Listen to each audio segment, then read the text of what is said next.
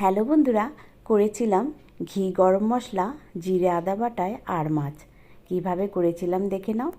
প্রথমে আর মাছগুলোকে লবণ আর হলুদ মাখিয়ে ভালো করে ভেজে তুলে নিয়েছিলাম।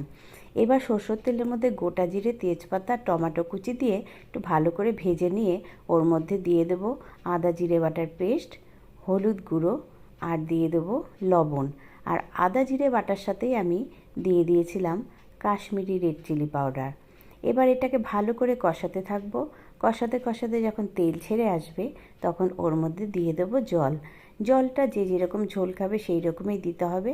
এবার ঝোলটা ভালো করে যখন ফুটে উঠবে তখন ওর মধ্যে আর মাছগুলো দিয়ে প্রায় 4 থেকে 5 মিনিট ফুটিয়ে নেব এবং ওর মধ্যে দিয়ে দেবো জলে গুলে রাখা গরম মশলা আর দিয়ে দেবো 1 চামচেরও বেশি ঘি।